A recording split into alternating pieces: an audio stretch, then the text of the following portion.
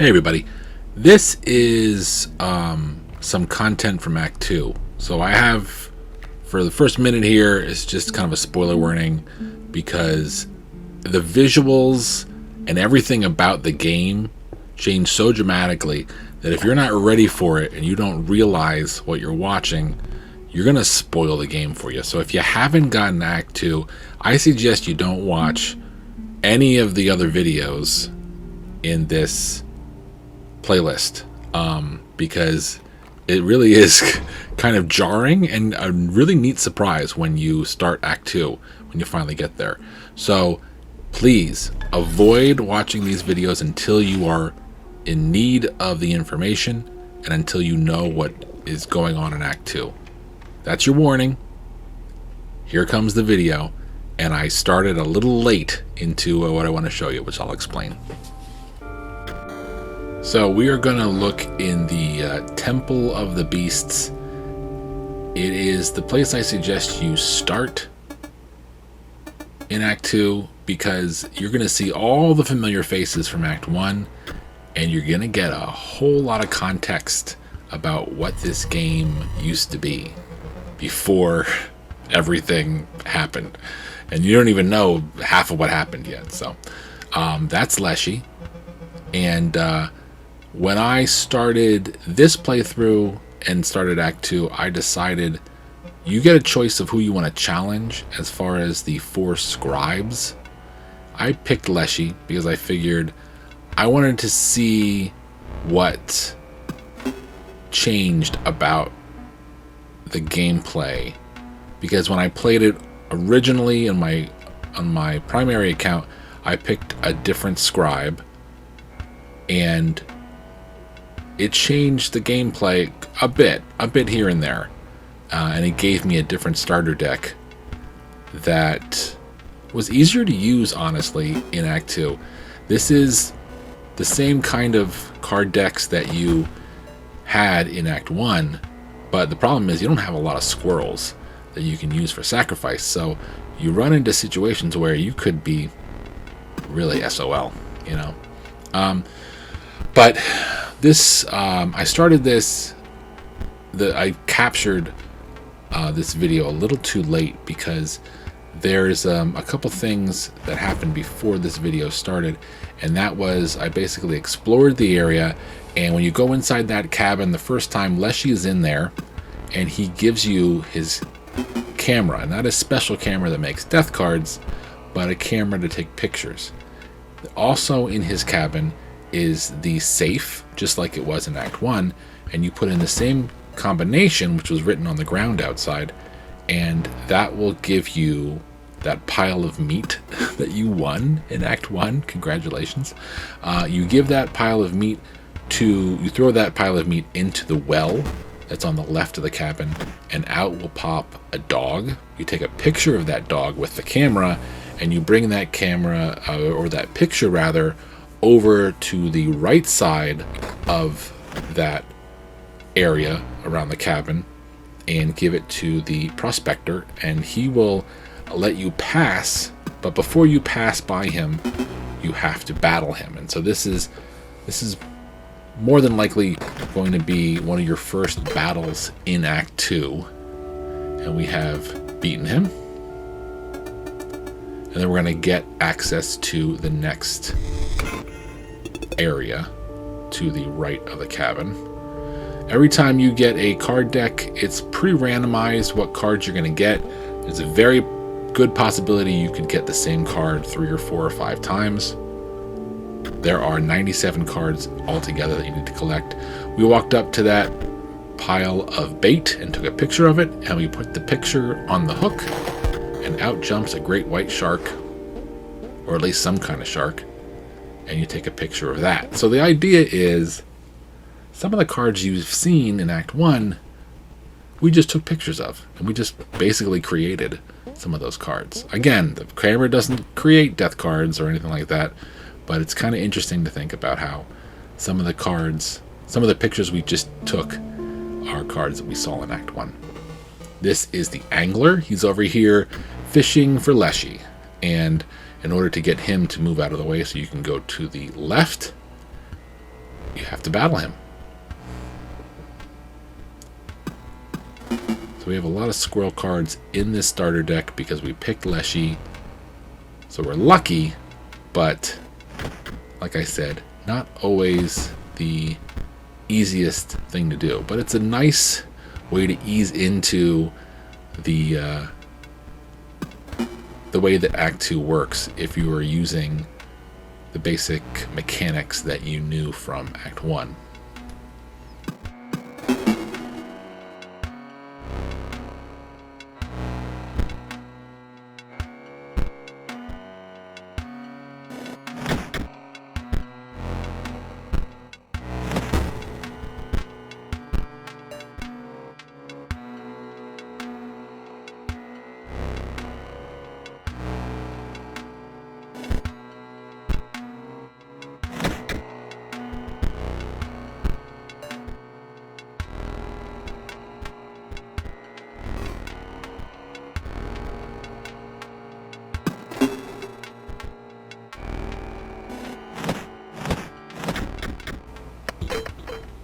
So the way Act 2 works is basically there's 4 scribes, and each of the scribes have 3 minions you're going to have to battle.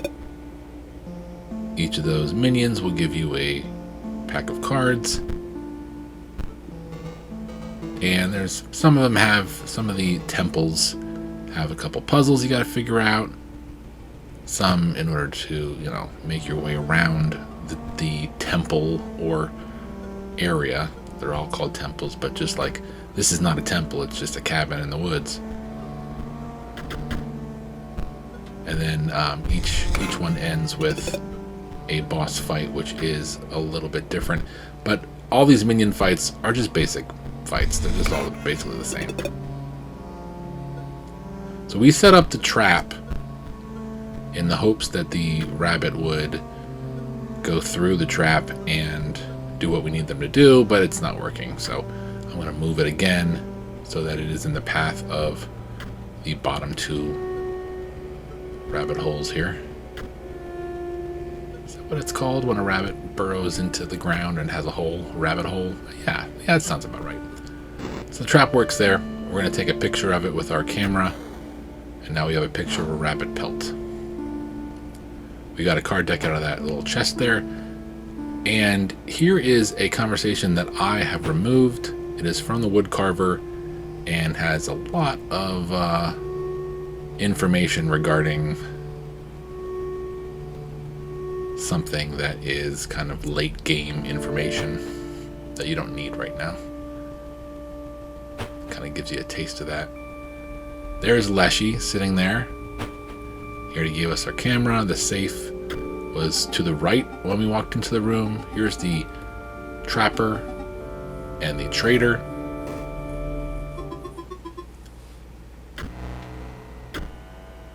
So I guess it was the trader, and now this is the trapper. Other way around. So this is not like the Act 1 fight. You're just fighting one person. They're not going to change in the middle. They're not going to pull any of their stunts. Just like the angler didn't, just like the prospector didn't. It's just a run-of-the-mill, simple fight. So put down what you need to, and you should win. I will admit that this was the first fight in Act 2 where I had to try it a couple times and I had to reload my deck. The way that the cards work in Act 2 is you need to pull from your deck, which is 97 cards altogether. You need to pull from that deck and place 20 of those cards in your hand, basically. And you get 1 card each turn, 1 or 2 cards each turn, and then when your cards run out, that's it.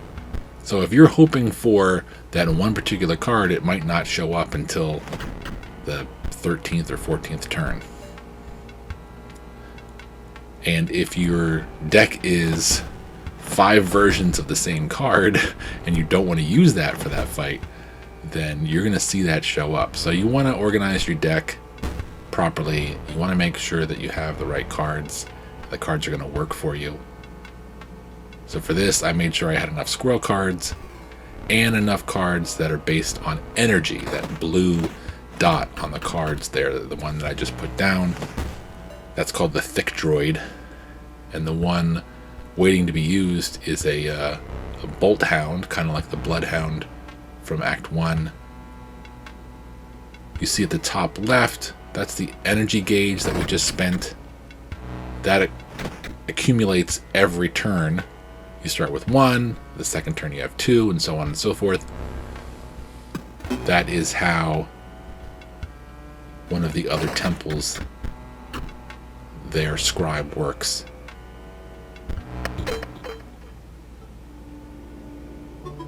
So we've beaten the trapper.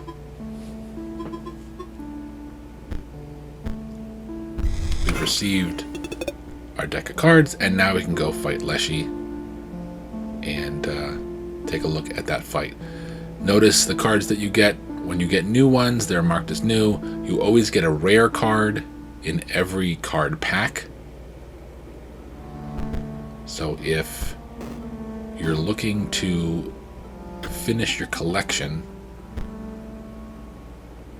then if what you need is a rare card, there's the Ouroboros. So the Ouroboros is sold by the trader in this cabin here, and that is the only way you can get that card. There's a few cards, very few, that you will have to buy from specific traders. There's a few that you get other ways through puzzles, and then pretty much everything else is just found in card packs and bought in card packs at the 4 traders. That's card packs you find, like in chests, and the ones you can buy.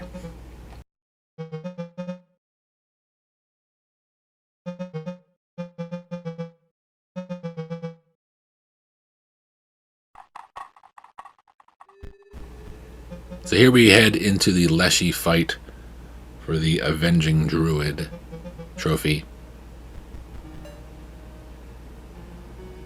Leshy brings a second round little twist, and it's something that we never saw him do in the first one. It's kind of interesting. He basically takes pictures of cards as you lose them in round 1, and then stitches them together and hands them to you to use. So there's a possibility you could be given cards that really help you, or you could end up getting something that's useless. So keep watching the fight and you'll see what I mean. It'll take a little bit of time to get there, but we'll talk about it when it does.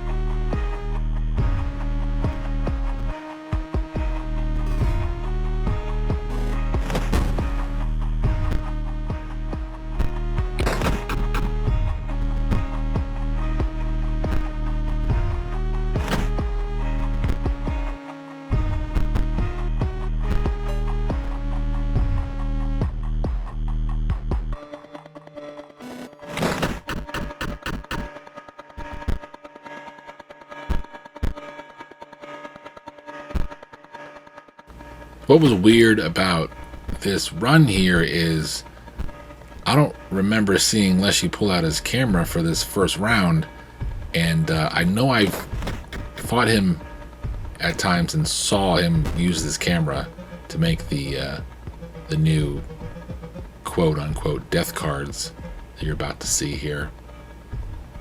But I guess what he did was he just basically, because I think we played too well, so maybe we never gave him a chance to take any pictures of cards that were lost to us.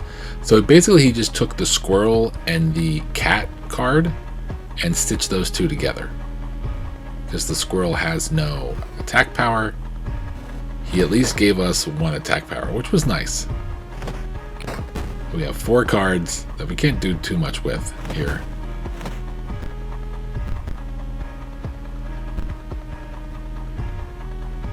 But as long as you can make a little bit of moves here with the cards you already have in play, then you should be able to get a few new cards slid into your hand so that maybe you can use them.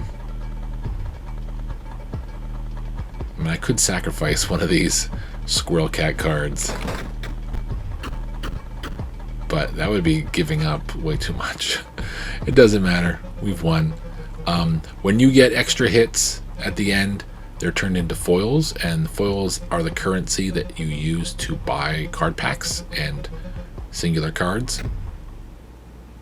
So it's always good to get as much overkill damage as you can get at the end. But I will be showing you in a different video how to get enough foils with one play that will help you buy anything else you need. So we've beaten Leshy. Get a little bit of a monologue. Is that a squirrel that just popped up on the table? And we get, I think, 2 card packs here. There's the Uruli. Got a new Mole Man. He's not a Mole Man, he's just a mole. Got Leapbot and the Steambot, which for some reason they didn't give him any description. Whenever you beat a boss, you will see that battery low. Some of them go into another cutscene. I wanted to show this. This is a little dock area that you can't get to until you've beaten one of the bosses. That was a tentacle that just popped up. Walk over to it, hit triangle, and you will collect it. And there's 2 more to get in another temple. But keep that in mind. We will probably see that in another video. I believe it is the Temple of the Dead. And now that he's no longer needing to guard the bridge, he's over here fishing and having a good time. Now you see this clover here, just pick that up, and now you have something that's going to help you in every battle from now on. You can re-roll once each turn, each game. So that was the Temple of the Beasts. Hopefully that helped you. Take care.